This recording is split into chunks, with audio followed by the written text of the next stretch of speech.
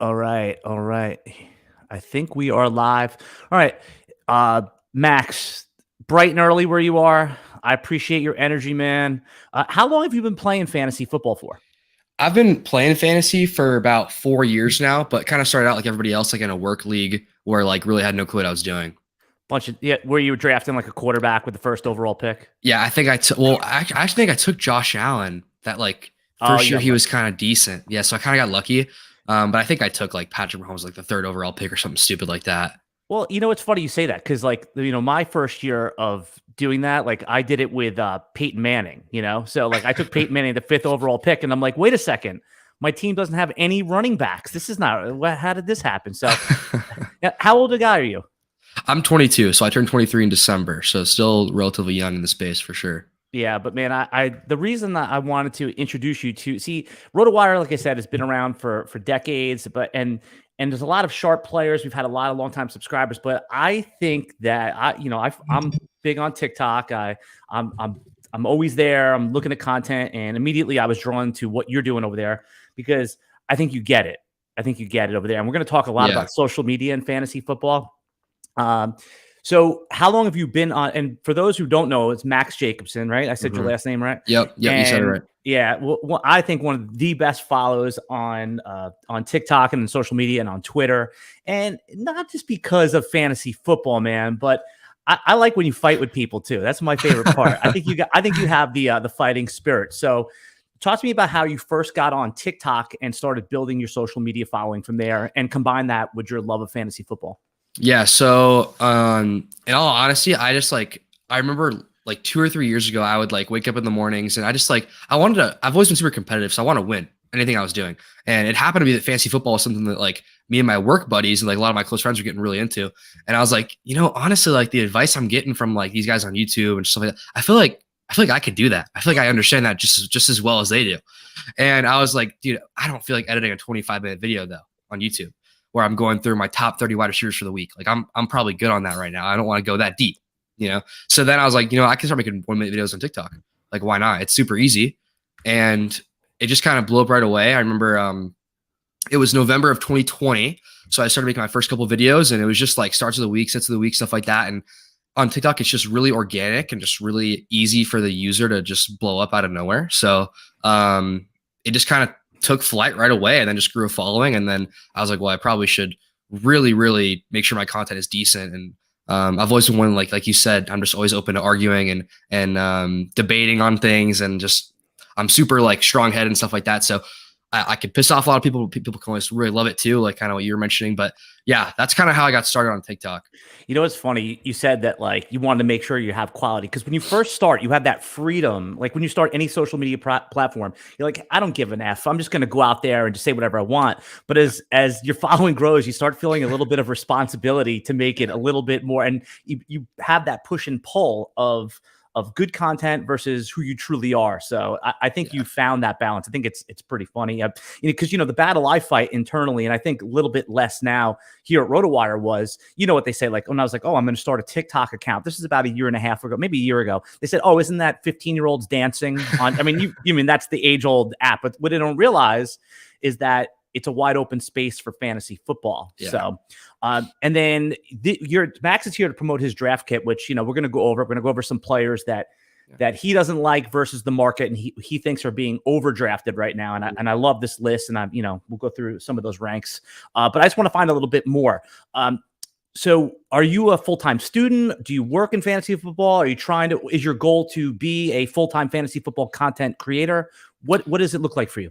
Yeah. So what I'm doing with the Fantasy Football AZ brand is right now it was just like a one-man show. Kind of just me editing everything, me filming everything. Like you can see my whiteboard right over there. Like there's a lot of just my ideas up there of like videos I want to make.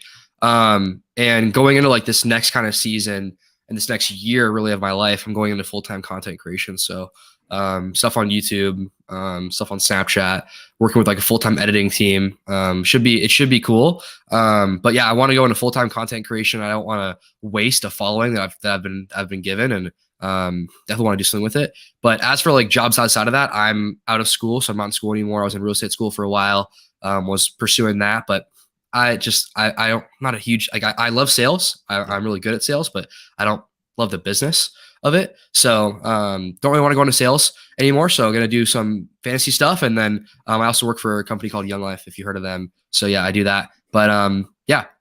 It's it's funny. Like I'm envious because I wish I had started doing this when I was 22. But it's fine. You get here eventually. I went through that whole situation myself where I did the corporate job and the whole thing, and I was always basically pretending I was working doing fantasy football. Back in the day, there was no best ball, but they had mock drafts, and that was the way you got ready for your seasonal draft, and somebody would take Tim Tebow in the first round and ruin the whole draft anyway. So, so do you, how many leagues are you in total when you count like your seasonal league? Do you play Dynasty as well?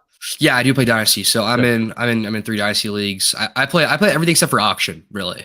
Why don't I hate auction too? But there's auction truthers out there. Yeah, there is. I do get why they like it, but I don't like it. Yeah, I'm not a big fan either. I don't know. I like the traditional, give me a slot on the draft board and let me go dominate that slot. I'm not a big fan of, let me spend 45% of my budget on Christian McCaffrey. It's like, I'm probably good on that. So I'm not a big auction guy, but if you like auction, you're listening to this, then by all means, continue with your bread and butter. I know some people love it, but yeah, I obviously I'm playing on Underdog. I'm playing on any best ball formats really. And then, what else besides Underdog do you play your best ball on? Are you exclusive Underdog? I know you. So I'm partnered with Underdog right now. So right now I'm exclusive with them. But last year, like stuff on FanDuel, really DraftKings, really like anywhere you can find it, I've probably been on it. But mainly Underdog.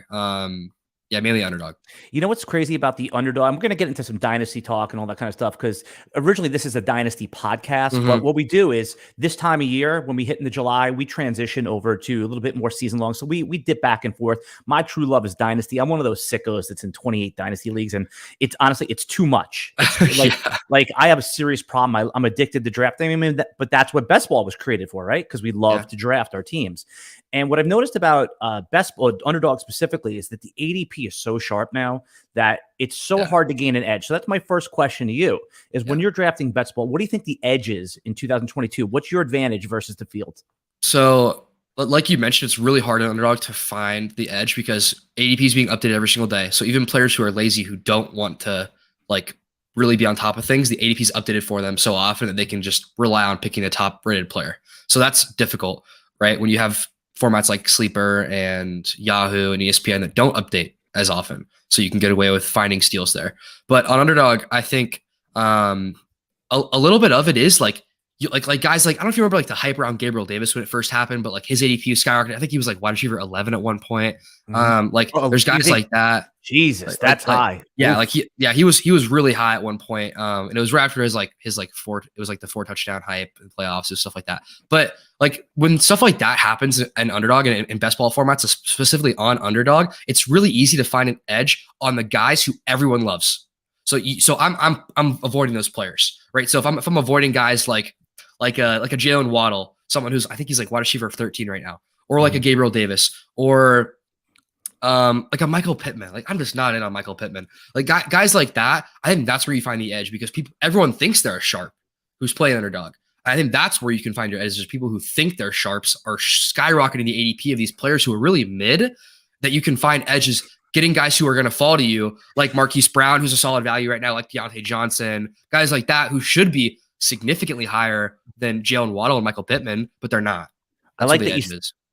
I think you made a good point. Like we all look in the mirror and think we're a little bit more handsome than we actually are. I mean, but you brought up Michael Pittman specifically. Now, Michael Pittman, like I love Michael Pittman. I love the player. I just that the third round at this point, right? It's just too much. And do you think that that's like when you play in your typical home league or office league, Michael Pittman's not going to be a third round pick, but Underdog seems to have gone wide receiver crazy. That's not how I play best ball. I'm curious but I'm open. I know there's a lot of credible players that win money just like going wide receiver. So how do you play best ball? I know listen, you do 100 entries, you're going to have to experiment, but if you had one silver bullet, how would you play best ball leagues as far as roster construction? Well, I think like you mentioned, people go really wide receiver heavy. And I think the reason they do that is because they're scared of running backs getting hurt in a best ball format. And they're like, well, I'll just find somebody in the 6th, 7th, 8th round, or maybe even the RB dead zone, which I'm not drafting a running back there. And they think, I can get a steal there, like a Leonard Fournette from last year. like a James Conner from last year. I'll find him. But the reality is they probably won't find him. And I personally love drafting running backs. I've always taken a more traditional approach to it, especially like I've already drafted 50 or so teams on my underdog leagues. And I think majority of those teams, I'm taking a running back rounds 1 and 2, because in all honesty, I don't really feel that great about taking a receiver first round unless it's Justin Jefferson or Cooper Kupp. I'm not taking Jamar Chase in the first round. Right. I don't know how much better he can really get from last year in terms of production. So it's or like a Deebo Samuel, not taking Deebo, like those guys, or Devontae Adams. Like I would rather just get a Dalvin Cook or a Joe Mixon or a Najee Harris or something like that really is a staple of my team, that is a consistent 18, 19 fantasy points in that running back position that I'm not going to find in the 8th round. Yeah. So I take that approach to it. Yeah, no, you brought up Jamar Chase. It's like, you know, I've had this discussion with a lot of smart people. I said, you remember there was like 6 weeks last year or 4 weeks last year where T. Higgins was the alpha and Jamar Chase kind of faded to the background. And, you know, I wouldn't be surprised in any given week if that happens again, whereas with Justin Jefferson or Cooper Kupp, you'd be shocked if they don't have that 10, 11 targets right off the bus. So I agree with you there. Jamar Chase is like that, when you pick him, the guy flexes to the room. He's like, yeah, I got Jamar Chase, but it's a victory lap, you know, short-lived. I agree with you there. Justin Jefferson is almost considered a boring pick in the first round at this point, which is funny to me because, you know, it is an exciting pick, but I'm with you. Yeah. I like to build my best ball specifically with 4 running backs that have job security, you know, even if that means, and then just go volume wide receiver, because what's the worst part of fantasy football, Max? It's the having to decide between the marginal wide receivers. I mean, on your TikTok feed, how many times you getting questions about, should I start this guy or that guy? It's like it's a freaking coin flip, right? Yeah. It's almost like we can sit here and pretend we know exactly who's going to perform like the right way. We can pretend. But we don't know. Like we can say, oh, this guy is playing the team that gives up the 3rd most fantasy points. Start him over the guy who's playing the Bill Belichick secondary. You know what I mean? Like that's valid. But a lot of times, like these start-sit questions are either so obvious or so close that it's hard. Yeah, but you have to do it. You're a good sport about it because you actually answer everyone and you give them, you know, answers. But you have to, because you have to be good. You know what it is? A former colleague of mine, Chris Liss, said to me that it's not that people can't make that decision. It's that it's almost like a physical itch, not knowing which player to start. And they don't even care if it's the right answer. They just want you to tell them who it is. So that burden of that decision is now shifted to you a little bit. Not the blame, but it's pretty interesting. Now, you mentioned a couple other guys that I wanted to ask you about, because we're going to be a little different on Jalen Waddle.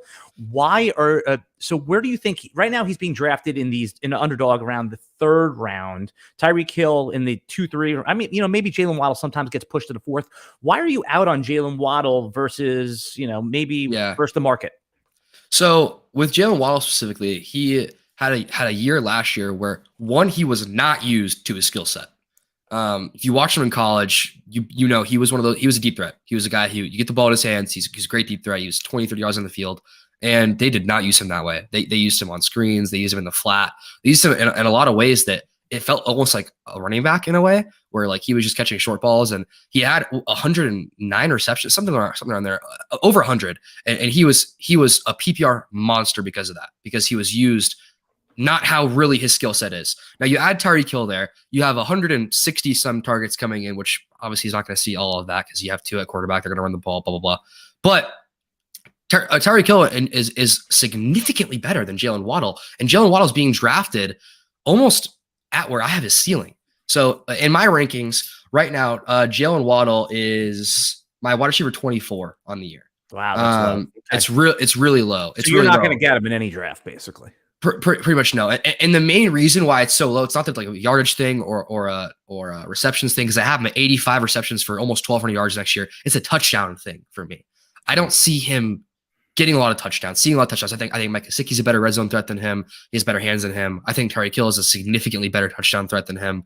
I really think he's probably the 3rd or 4th touchdown threat on the offense. And with Tua throwing in the ball, who I think is abysmal, could legitimately replace Tua. I think Tua is horrible. I'm just not a Tua guy. I think he's not good at playing the quarterback position.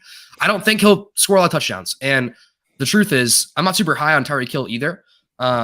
Really not high on him. But I just don't think that offense is going to be very good. So that's kind of where I'm at with Jalen Waddle. He could be solid in year 2, but I'm not in on him. Here's the counter case for it, and I'll just so people have the because that's a reasonable take, but with Mike McDaniels, the new coach coming in, who's coming from the San Francisco offense, they're going to want to run the ball. You could almost say, okay, Mike Gesicki's the poor man's Kittle. Debo, we're not sure who the Debo is going to be. It's going to be a lot of short passes. And like you said, Jalen Waddle already he's on that success track. I mean, 100 receptions in year one. You said that Tua is, he's not really a great deep ball threat thrower. So that does favor what Jalen Waddle did last year. He has a little bit another level he could unlock.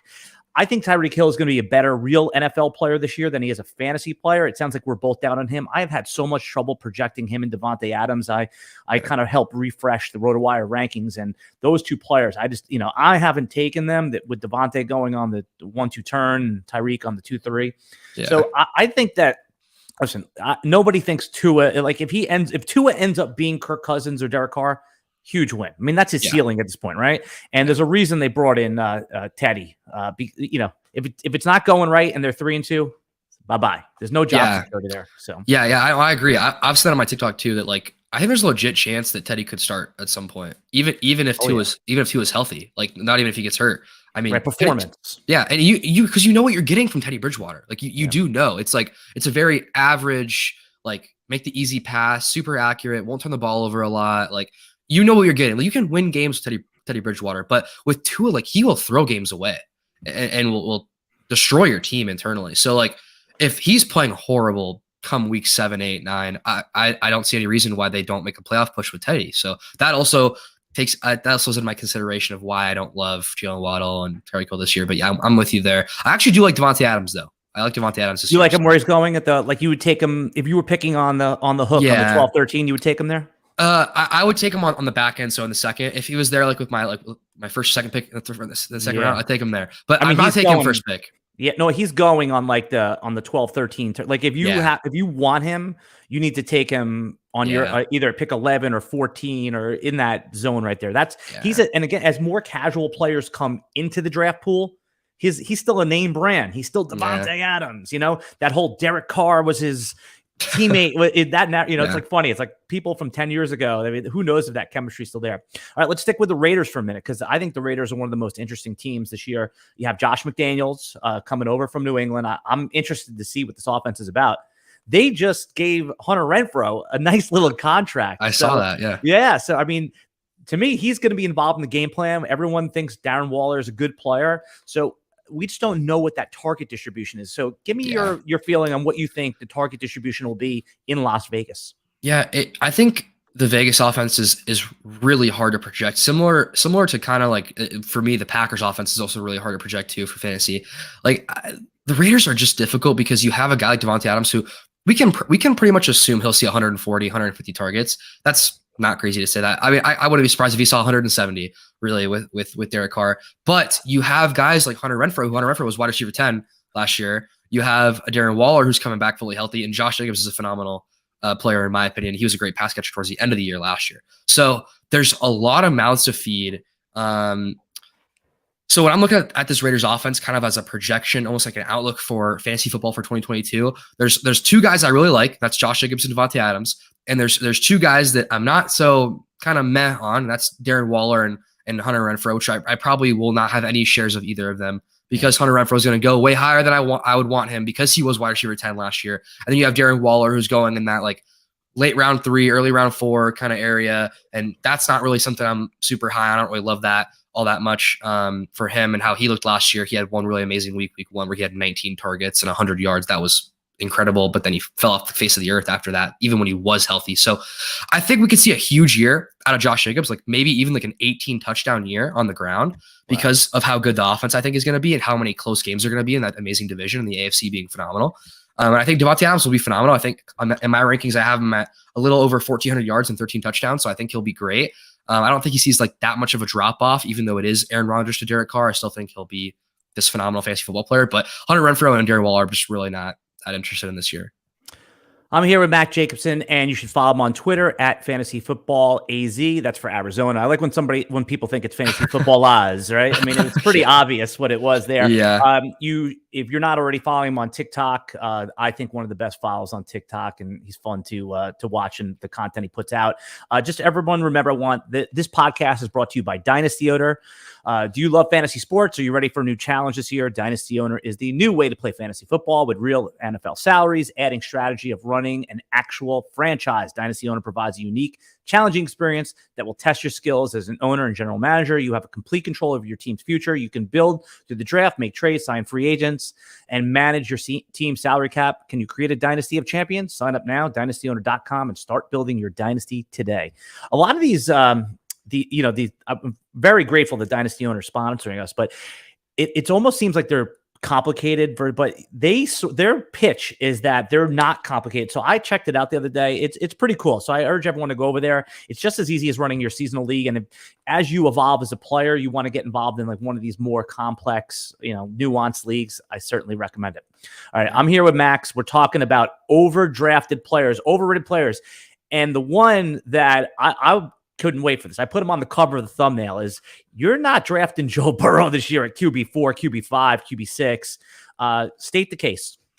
Yeah. So here's the thing on Joe Burrow. Joe Burrow's getting drafted at his ceiling, realistically. It might even be above his ceiling. He didn't finish QB4, 5, 6 last year. He was QB8 or 9, if I remember off the top of my head correctly. Yeah, that's right. In what world do we think he is going to have a 5 to 10 touchdown increase and a yardage increase after that phenomenal year he had last year? We just saw a 1,400 yard Jamar Chase. We saw T. Higgins, who was phenomenal. We saw Joe Mixon, who was great. In what world do we expect Joe Burrow to just somehow take this huge jump to like a 5,000 yard passer and a 40 plus touchdown passer? That jump doesn't happen normally. So why would I take him over guys like Kyler Murray? This is not even like the top 3, right? This is not even Josh Allen, Patrick Mahomes, Justin Herbert. This isn't even those guys, right? So he has to be at that level for us to draft him where he's at, right? And if you're looking at, I'm looking at a guy like Tom Brady who's going 4 or 5 rounds later, who was the QB1 through 8 weeks. Why would I not take him? Because he's going to throw the ball. He threw the ball the most times in NFL history last year. So why would I not want him over Joe Burrow? In my eyes. Yeah, it makes a lot of sense the way you state it, but here's what doesn't make sense from projection standpoint is that most rankings have both Chase and T. Higgins in their top, let's say, 14 wide receivers.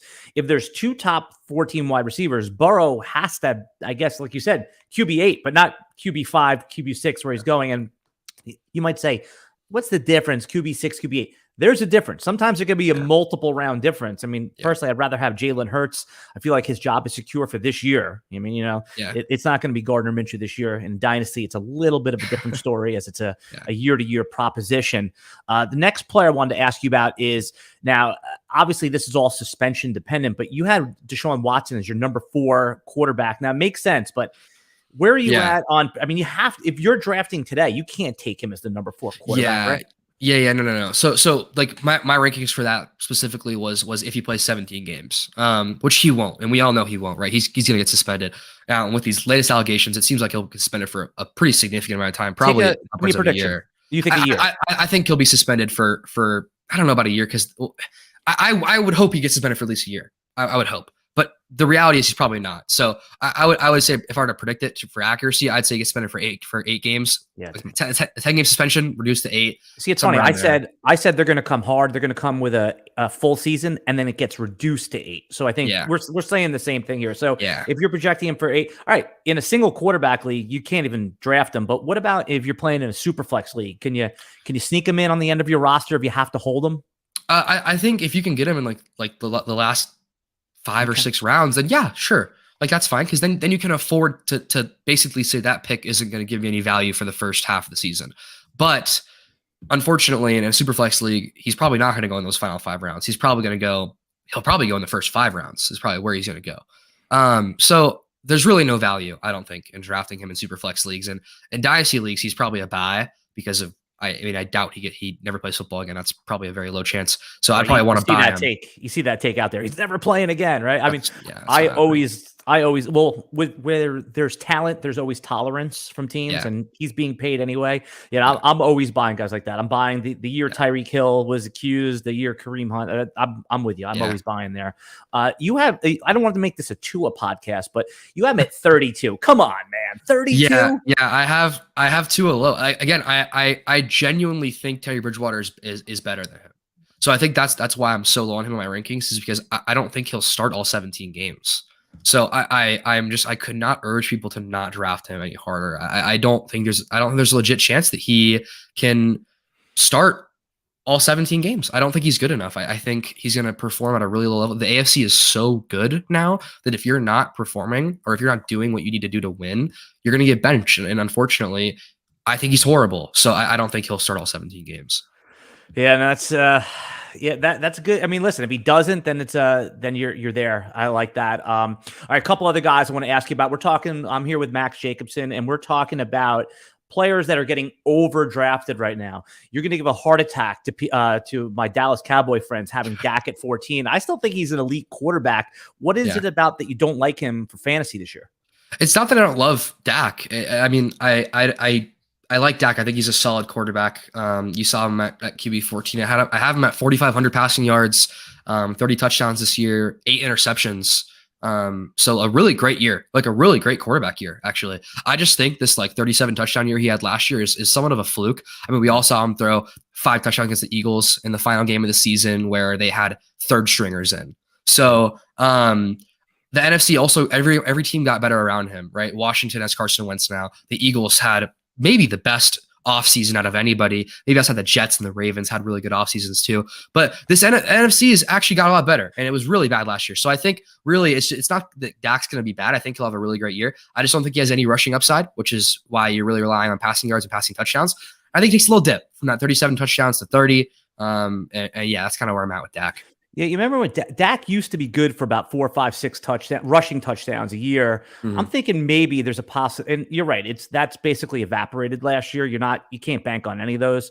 But maybe it was because he was a year back from the injury. He's trying to work it out. If we can get 3, 4 rushing touchdowns for him, I think that definitely puts him back in the QB top 10 conversation for sure.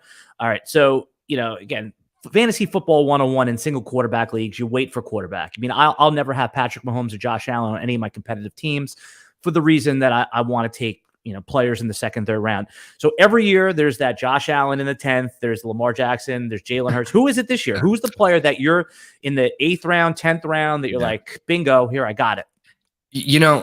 Surprising to a lot of people. I don't think in best ball there will be that guy, but I'm going to talk about redraft here because I like we've mentioned with best ball stuff, like the sharps are on those guys. So a guy like Jalen Hurts would be the answer there, but he's not going in the 9th, 10th round because the sharps are already not anymore. He's QB not anymore. He's QB 6, right? So that would my answer would be Jalen Hurts. If he's going in your drafts in the 8th, 9th, 10th round, then it would be him. But I'm not seeing that.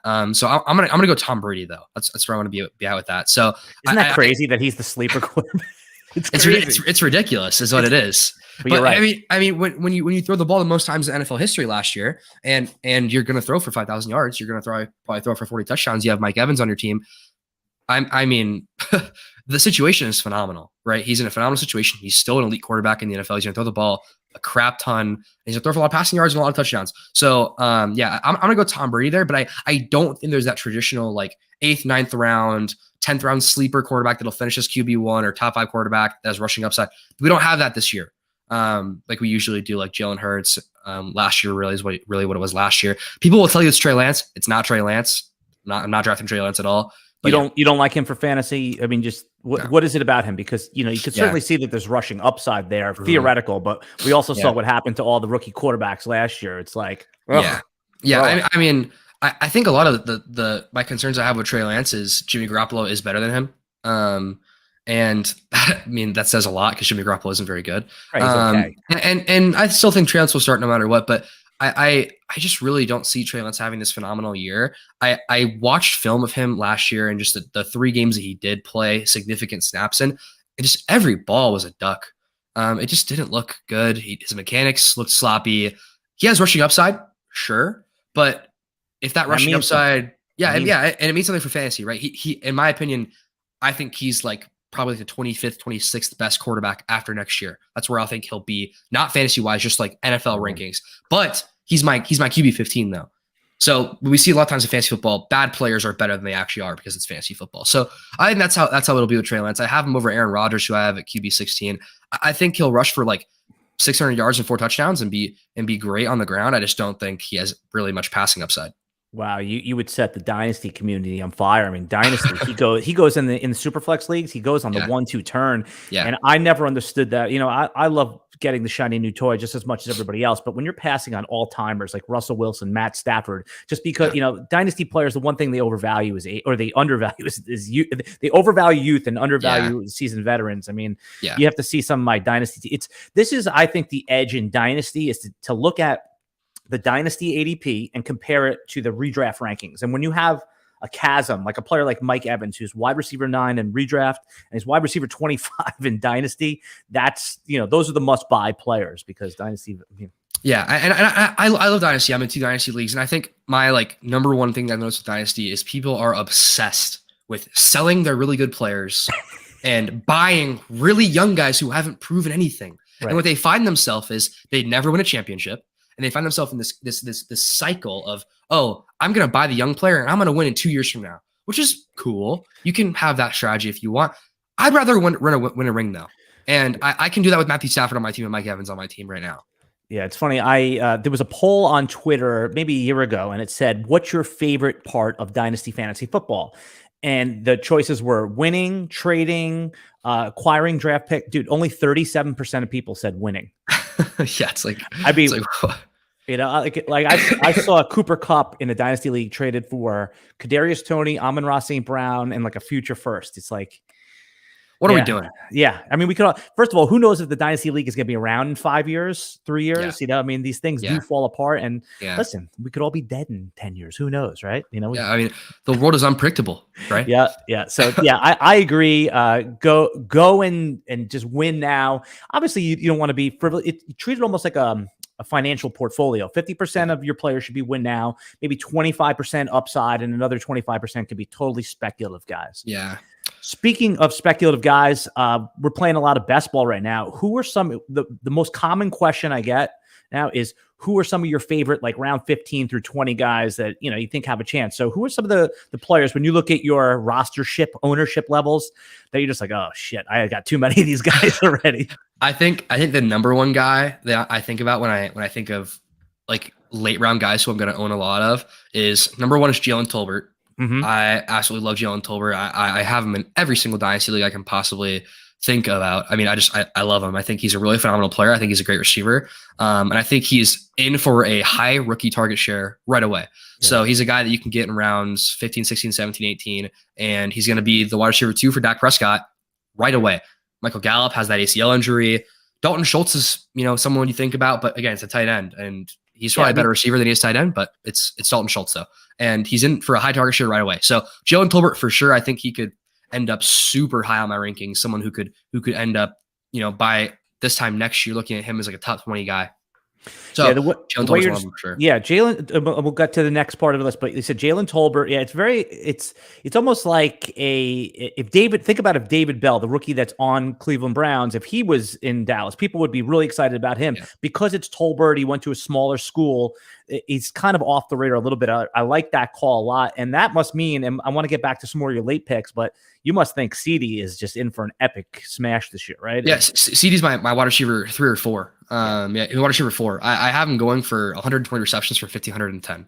So I think he has an all-pro caliber year. I really think he's that talented with no Amari Cooper to just like take away targets from him, and really no one else in this offense. Like the offensive line is worse than it is last year. Zeke is old and inefficient. They're not going to give Tony Pollard carries, even though they should. He's a better runner than Zeke. They should give him carries. They're not going to because they're too hard-headed and they're paying Zeke too much money. So that'll just lead them to being in a lot of close games because the NFC got better, as I mentioned.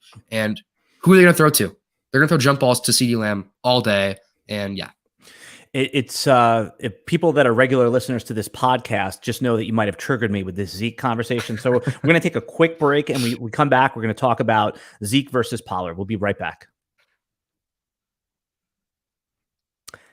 And we're back. That was for the audio audience. For the YouTubers, we don't make them wait, Max. So Yeah. I'm here with Max Jacobson. I want everyone to follow Max at FantasyFootballAZ on Twitter and certainly on TikTok, where he is just pumping out content every day. One of my favorite follows on all social media platforms. Max, I love what you're doing out there. Keep it going. I definitely see you are going to be very successful doing what you love. Like, your passion comes through.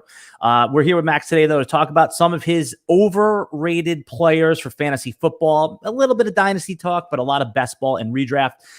We were talking when we last left before the break about Zeke and Tony Pollard. So Player Profiler does their draft kit where they have analysts from all over the industry. I'm doing Zeke this year. I am telling people to draft Zeke, not because I think Zeke is this dynamic player, but he is almost like a cannot fail player. He's never hit one of his superpowers. He's never even on the injury report. 15 games or more in every season, other than the suspended season. It's not like you're taking him at pick 8 like you did last year. You're taking him in the 3rd or 4th round. Are you on board with Zeke? Yeah. Okay, go. Yeah. I'm on board with Zeke and his fantasy value. Yes. I just don't think he's that great of an in real life back. But he's on an offense that's going to be really great, and he's going to score a lot of touchdowns, and he's always healthy. That's one thing that is so rare in fantasy football is we have the rule of 1,500, which I'm sure you're aware of this, but that there's really been no running backs in the history of the NFL that have surpassed 1,500 career touches and been elite in fantasy football besides Adrian Peterson, LaShawn McCoy, and LaDainian Tomlinson. Zeke is kind of on pace to do that. Did Lev Bell do it? Did Lev Bell get there? I don't think he got there. I think there you go. I think he was already bad at that point, or I think he might have been sitting out at that point. I don't want you to pass over this. So, a lot of people remember years ago, people say age 30, right? It's not an age thing. It's a number of touches thing. Yeah. So explain to slowly for, underline that point. What's the rule of 1,500? So it's like you mentioned, it's not like an age thing. It's not like the age 28, cliff or whatever. That does have some merit to its argument, but what this is there's only been 3 running backs in the history of the NFL that have been truly elite fantasy football running backs after career touch 1,500. And really what we're looking at is regular season touches, not playoff touches, because those, you can look at those and you can say, okay, he's had so much time to rest in between those. You're looking at regular season touches because that gives you a better idea of how much usage this player is really getting in their offense. So, for example, you're looking at guys like Derrick Henry. Last year, Derrick Henry got hurt on regular season touch 1,496. That's when he got hurt.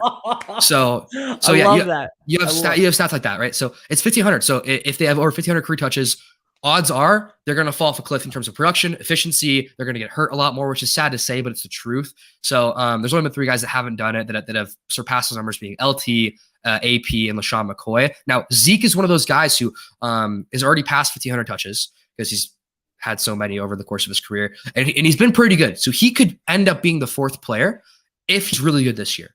And he's been a top 12 back his entire career. So there's really no reason to think he won't be. And he's a steal at ADP right now, absolute steal.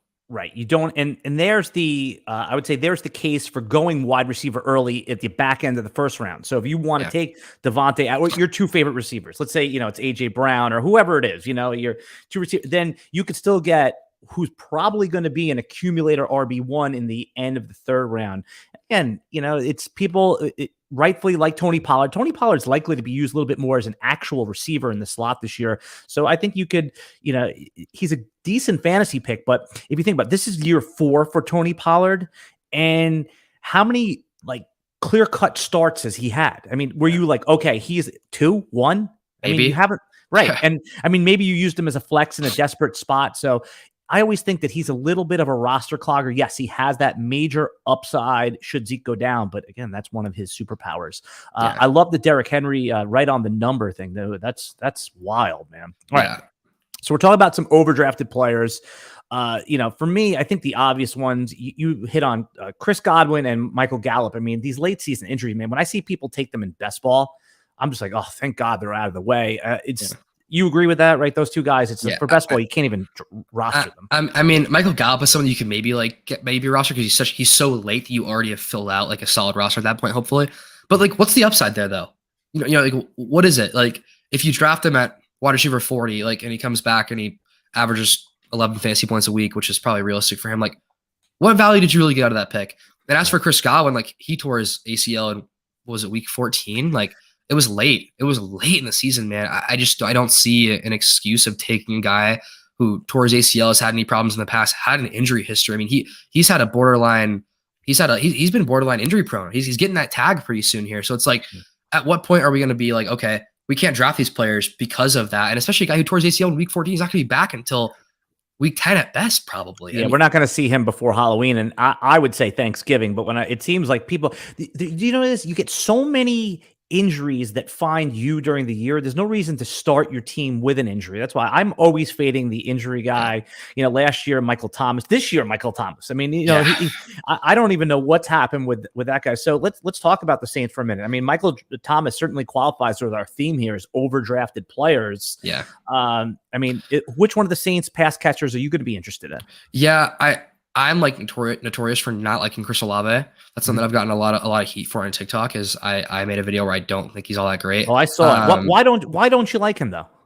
My thing with Chris Olave, from what I've seen, I've watched 12 games of him from his film from last year, and what I see a lot of is I really think that he just benefits from being in an offense with Garrett Wilson and Jackson Smith and Jigba.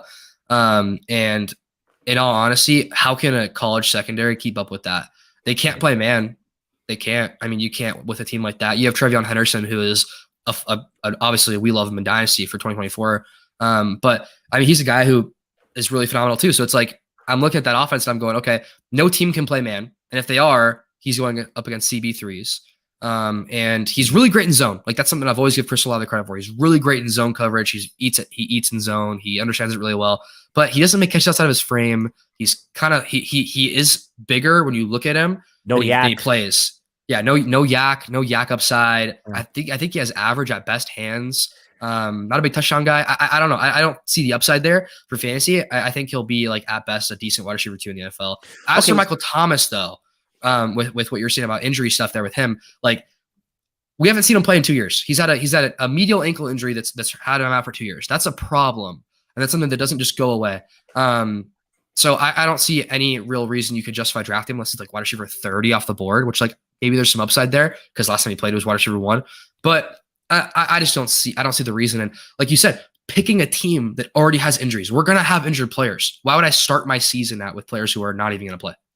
Yeah, and so maybe Jarvis Landry is the answer on the Saints. By all the reports are that he's just like this total alpha in camp, and if we can get some DGAF Jameis Winston, you know, I mean that would be. You could see all of a sudden we look up in week 3 and like Jarvis Landry's like wide receiver like 14 or 15 just based on volume. And the thing is too, like he was injured all last year and like dealt with a lot of stuff. So like I'm pushing that aside, but. The last time he played healthy with OBJ, I think it was either 2019 or 2020. He was wide receiver 13.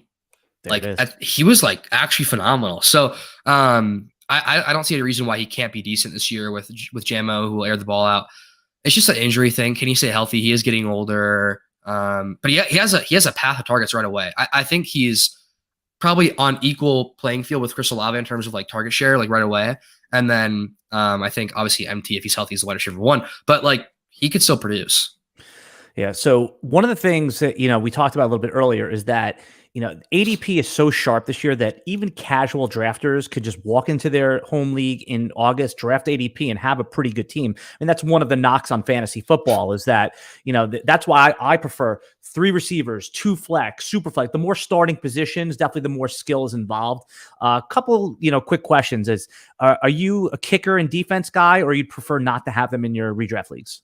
Yeah, I think when you take away kicker and defense, you're taking away a little bit of fun in fantasy. I think sometimes we can take it too seriously because we love to call ourselves sharps and we make content in the space. And even for those of you listening to the podcast and watching on YouTube, like you guys are watching a fantasy football podcast in June. Like you obviously love fantasy football, but sometimes we can take it a little too seriously though. And I think getting rid of the kicker and defense position, you can do that. It's kind of impossible to really like pick a good one and like know you're gonna like have an edge there, but like to get like 20 points from Younghoe Koo, like that's like a feeling you can't even describe. So like I don't know, I like it, but if you don't want to have it, like that's completely fine. It makes perfect sense. Well, the reason that so I agree with you. That like it's part of the game. It's fun. Nothing better than beating someone with your kicker, right? Especially, and I like 3, 4, 5. You know, I like fractional scoring for kickers. So if you kick a 55-yarder, you get 5.5. I'm the same way. Here's the reason that I can understand why not having it. And I've taken it out of a lot of my leagues because, like I said, during the season, I'm in like 30 leagues, and having to cycle through kickers and injuries and all that stuff, it's a little bit labor. So I think that a good happy median is go with team kicker. So let's say you draft like Evan McPherson, so you get Cincinnati's team kicker. And let's say, he gets hurt, whoever the next kicker is that comes in, you have him. Now you could drop and pick up, whatever. So team kicker, because half the time, like right now, I probably, just like you know who the 5th wide receiver is on some, scrubby team, but I bet you, it would be tough to name 20 kickers right now that have starting jobs. So team kicker, just like we do team defense, may be a happy solution between those. The other edge I think that could be had in fantasy football is the waiver wire and how to play the waiver wire. So what is your basic waiver wire strategies? I'm fascinated by waiver wire because we all know drafting is about 50% of it, 60% of it, but how you play the waiver wire really does make the difference here. Yeah. So the waiver wire, I'll like coach people preseason, like in their drafts during the season. And the number one thing that I tell people when they're like, okay, Max, how can I win my league? It's not, draft my sleeper. It's not, it's you need to dominate the waiver wire, because if you can get one decent pickup on the waiver wire every single year, you can take that waiver wire pickup and trade that waiver wire pickup with another player and upgrade. And that's what I do every year. So last year it was Dalton Schultz and Cordarrelle Patterson for me. The year before that, it was James Robinson. So getting guys like that, if you can identify those players and be super active on the waiver wire, you can then package them for a really great player to a team that needs depth that had an injury. So that's what I did last year. In one of my dynasty leagues, this is gonna make some people sick to their stomach. But after week 4, when Clyde Edwards-Helaire had those 2 really, really great weeks where he had like over 100 rushing yards and a touchdown each week, and he looked like he was like gonna be like that guy that we all thought he was coming out of LSU. Everyone was like a little bit hype on him for a little bit there. I traded him, Cordarrelle Patterson, a 1st and a 2nd for JT last year in one of my dynasty leagues. And that was something that, like, you look back on it and it's like, oh, that guy's an idiot. Really, in the moment, though, it wasn't that crazy, though, because Clyde had some hype. Cordarrelle was great, even though he is old. And you get a 1st and 2nd round pick. And I was the number 10 seed in my 10-man league. So it looked like the 101 too. So it made sense at the time. Now it makes no sense. But you can do stuff like that with waiver wire pickups. So as long as you're active on the waiver wire, you're looking at guys who are performing week in and week out, you can really just like stack your team. Yeah, and I also think that I advocate when like where you have a budget, a fab budget, going heavy early, because the longer you can get those guys for, the better. So if there's someone that clearly pops, and sometimes we don't know, but if there's, basically you're round 15 through 20 picks anyway, or if you're in, a 16 round draft, those are glorified waiver wire picks anyway. So don't be so attached to those guys. Put the hammer down and you get them for a long time. Now, sometimes you miss, but in leagues that allow $0 bids or free pickups, I mean, the key waiver wire strategy that I like is try to figure out who's next week's waiver wire top ad, and then add that guy for a $0 bid. That's one of my favorites. Let's get into some more player takes here. What I found funny is that everyone wants Kyle Pitts to have the 1,000 yards, the no touchdowns, but it's so funny that Julio forever was like allergic to the end zone, and then you saw Kyle Pitts was allergic to the end zone. Where are you going to be on Atlanta Falcons, Marcus Mariota, and does Kyle Pitts, is he deserving of this top 3 tight end ranking? It's hard with Kyle Pitts for me, because here's the thing, right? Like you mentioned that Julio was allergic to the end zone, and so was he. I think that was a Matt Ryan issue and not a them issue, because they're obviously so great. That's also partly why I'm out on Michael Pittman. I think that we're looking at Kyle Pitts, who is probably the most talented player in his position, probably pretty easily. And he has 1,500 yard upside. Like, he could be an all-pro easily. But he has Marcus Mariota at quarterback, and that's scary. But I will say the last time we saw Marcus Mariota play, his tight ends were pretty solid. I forget exactly who his tight end was on Tennessee, but he was decent. Was it Jonnu Smith at the time? I don't think it was. Who was it? He was decent though. He was a pretty decent tight end. I forget his name though. You're going back a couple of years when Marcus. We're going. All right, keep going. I'll give it a look. Go ahead. Yeah, we'll figure it out. But I think Marcus Mariota can actually get on the ball in the end zone. Now, I have him projected, and I think this is a very generous projection for him. I have him at 86 receptions for 1,100 yards and 6 touchdowns. I think that's a nice little step up from what he was last year. He barely cracked 1,000 yards.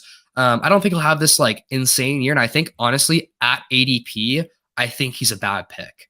Yeah. I think he's going a little bit too high. I think people are seeing the upside and the talent. They're like, okay, he could be so phenomenal. He could probably be tight end 1 if he gets the ball enough. But realistically, that's not going to happen with Marcus Mariota at quarterback. We have to be realistic here. So yeah, I'm probably fading him at ADP, even though I'm going to love watching him. And I have him in one of my dynasty leagues, so I'll be rooting for him. But Yeah, I'm just going to pay one more bill here, Max. Reality Sports, the powerful fantasy sports platform where owners get to build and manage the Dynasty teams like a real general manager. It's time to see what all the buzz is about in the Dynasty community: free agency, multi-year contracts, rookie draft, multi-team trades, franchise tags, contract extensions, first round rookie options, automated contract and salary cap functionality, and much, much more. Think it sounds complicated? It's not. The best thing about Reality Sports Online Fantasy Front Office is that it doesn't take more time than your standard league. It just requires more strategy. Think you're among the fantasy elite? Well, this is the platform for you. Still not sure? You could test out our general manager skills for free in a mock free agency auction. If you like what you see, use the promo code RotoWire, ROTOWIRE, to receive 10% discount on your team or league today. Fantasy just got real at realitysportsonline.com. We are here with Max Jacobson, TikTok GOAT, and of course, I love your takes on Twitter. I know you and I talked a little bit about social media earlier. Are you now going to start focusing a little bit more on your YouTube channel, which I like your videos there, and your Twitter? What is the plan there, and what do you want to do with that mass following that you have on TikTok? Yeah, so I have like 1 or 2 videos on my YouTube, but just like it was filmed with the same webcam you're seeing me from right now. Mm-hmm. I just don't. It's not high enough quality for me. If I'm gonna produce something, I want it to be really, really high quality. I bought a camera too for that reason. Yeah. I just got a new camera. I'm ready to start playing. Me as well. I actually bought a camera yesterday. It's on its way here from Amazon. But so what kind of camera? What'd you get? I got a Sony ZV-1. So solid camera. Yeah, it'll be good enough. I'm planning on doing some YouTube content with that. I'm also planning on doing some vlogging stuff there and like going out down by, I live in Tucson, Arizona. So down by the U of A, University of Arizona, Wildcats, and just asking people about fantasy football down there and doing some like in real life stuff. That should be cool. But besides the point, with TikTok specifically, kind of the goal with that is to hit anywhere between 500 and 1 million followers within the next calendar year. That's kind of the goal. It's where I think realistically I could be at, because the fantasy space is growing on TikTok. I was fortunate enough that when I first started making videos on there was no real presence at all, really whatsoever. So I was able to really get the top of the platform right away. So I think I can grow significantly on there. But that's the goal for that. YouTube content every single day, potentially some Snapchat content as well. That's something that's been popping off for a lot of my friends. So something that I'm interested in. But just really full-time content creation, really all over the board. What do you think TikTok does better than Instagram, and why it's growing exponentially right now? Here's the truth. I think this is a little bit somewhat scary for YouTube guys. Is the attention span of people is going down at a rapid rate, because of TikTok. Really, is what it is. I'm blaming on TikTok. It's 100% TikTok's fault, because it's just minute-long videos and you just keep scrolling. If you don't like it, you scroll because you're getting that dopamine hit. Is really what it is. Slot machine, right? 100%. That's what it is, right? And you see a lot of younger kids have this issue where they can't focus for very long. It's because of TikTok. So with TikTok, I think that's the reason why it's so successful and why it's so big, is because the algorithm's really good at giving you what you want to see. When you interact with something that you like, they will show you that again. I don't know how they do that, but they do it really well. And 2, it's voodoo, man. That shit is voodoo. It's weird. It's really weird. It's really weird. Sometimes I get kind of scared from it. You want to know what a person's thinking? Scroll through their TikTok feed. No, seriously. If you want to like get an idea of a person really well, scroll through the TikTok feed. But also 2, creators that you really like, they will show you them again, whether you follow them or not. That's something that's really good about doing that. On Instagram, I've tried to post a little bit on Reels. I noticed that on Reels, one, it's like really hard to get views. It's really consistent. Like the algorithm is not very good. And that's just an Instagram thing in general. And on Twitter, unless you know somebody, it's really hard to gain a following with like organic following. So I think TikTok is just really big right now, because any average Joe can go and talk about what they love and they can grow a following in it, which is really cool. Yeah, no, I'm with you, man. I had to, a lot of these guys I told you at RotoWire, they're coming around now, but they dismiss TikTok at their own peril. But when I was able to, again, I put all my energy was in it, but for like a month or 2, I just went all in. I made some good TikToks and I took it from 0 to 3,000, and again, in 2 months, and then they were like, "Oh, okay, I get it now." But then I started fighting with them about the 15-year-olds dancing on it. So I think, but now, I mean, you see a stat out there that 40% of the app is 30-year-olds and above at this point. So it's it's starting to go what happened with Facebook, a decade ago. What's happening with Instagram now, and eventually, TikTok will start to skew older and older, and there'll be another app How about Pinterest? I start hearing once in a while about Pinterest. Any, have you played around with posting content on there? I've done it with LinkedIn because there's not a lot of fantasy football content on there. I'm not sure if I have zeroed in that, but how about some other social media platforms like the two I just mentioned? Yeah, I'm not on LinkedIn or Pinterest. I'm not really on those platforms. I probably should be on them, but I'm just not. So I don't know much about them. I'm not really all that familiar with them, but I know they're good social media platforms. I'm just not on them personally. Yeah, no, it's funny. I love talking about social media, especially people that have figured it out. Because everyone has these preconceived that social media bad. No, social media is really good. Yeah. It's free marketing. It's a place where you can monetize. So, all right, I'm here with Max Jacobson. We're coming to near the end, so I want to get a couple hot takes, a couple bold takes. So, let's first define what a bold take is. We'll get a couple from you. A bold take is something, let's say, that has a 20% chance of happening, something that's not likely to happen, but you could tell yourself a plausible story and there is a path. It's not just like, it's not Tua is going to be QB1. We know that's not a hot take. Yeah, that's just ridiculous. Yeah. So give me a bold call, hot take, as we're getting to the end here.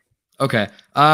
Just on glancing over my rankings, I think my hottest take is, and this is something you don't see very often, right? You don't see a Justin Jefferson or Jamar Chase come in the league and dominate, but I do think Treylon Burks will be a wide receiver one this year in fantasy.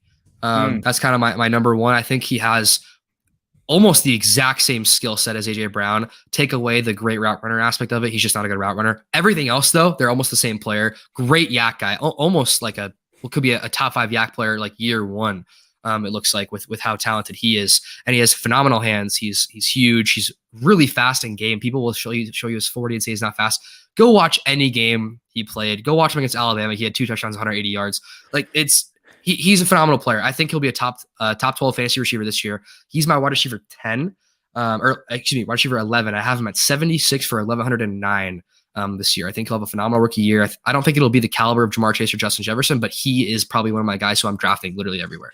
Green Bay is probably very tilted they didn't get him this year. I think that's the guy that they wanted. I still think there's but that is a hot take. It's that, because I could see the upside. I totally could see the upside. I mean, the first round pick, it's a 1-for-1, with AJ Brown. He should get those targets, but it's hard not to see that. You could see that Dez Bryant 16 touchdown season, but it's just hard not to think that could he be JJ Arcega-Whiteside? Could it be a N'Keal Harry? Yeah, there's a wide range of outcomes, but this is a bold take, right? I mean, it is a bold take. All right, give us one more because I really like that one. I've been passing on Treylon Burks in my draft, so maybe in the next bunch that I do, I got to get a couple shares. So, what's your second bold call? We'll call this a 20th percentile outcome. Okay. This one I think is maybe not as hot as it should be, but I really think Dalton Schultz is going to be a top 5 guy again this year.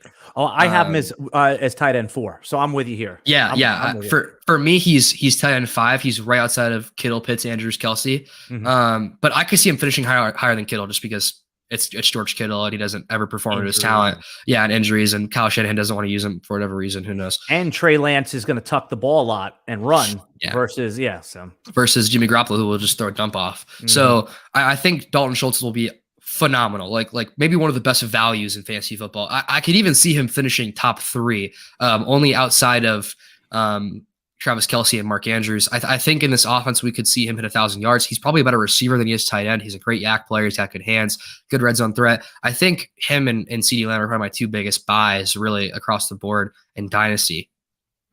I love that call, man. All right, I'm here with Max Jacobson. Max, tell them where to find you on Twitter, TikTok, and let's tell people about your draft kit, which I peeped it out a little bit on Twitter. I think people should consider buying it. I think that good fantasy players buy multiple draft kits. They don't just get one.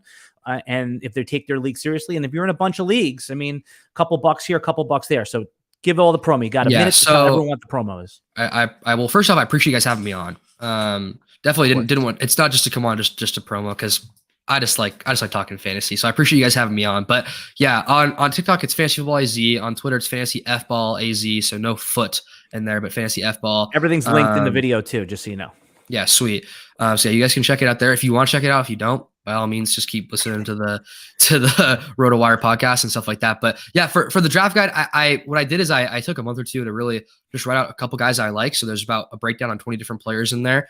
There's rankings for every single position, And yeah, I agree with you, Julia. I'm big on Schultz this year. Big on Schultz. I like him a lot. But the draft guide's only $10. I wanted to make it super cheap. I see guys charging $80, $90 for the draft guide. And I get it. It takes a lot of work. I want the kid who's 15 years old, who's just getting started in fantasy, who wants to beat his friends. I want him to be able to afford it. So that's kind of what I do with the price point. And then with that draft guide, you can always DM me on Twitter, DM me on Discord, stuff like that. And I'm always willing to just give a breakdown on a player that wasn't in there that you always want to see. So yeah. All right, man. I really appreciate you coming on. I'll be following along as I always do. It's so funny. Like, there's people who have been in this company that I work for, been doing it for decades and really have it down. But I love seeing new guys, young, fresh faces come up and getting ready to take the fantasy football space by storm. Keep doing what you're doing. Keep fighting with people too. I love when you fight with people. That's one of my favorite parts. I know it gets tougher and tougher, but you seem like you have the right spirit. You fight back a little bit. You're an entertaining guy, and I wish you all the success in the world. All right, everybody, we'll be back next week. We're gonna be back on Thursday next week, not our usual Friday, because I am taking a vacation day on Friday, and we're gonna have another Dynasty Fantasy Football podcast. Thanks for listening. See you next week.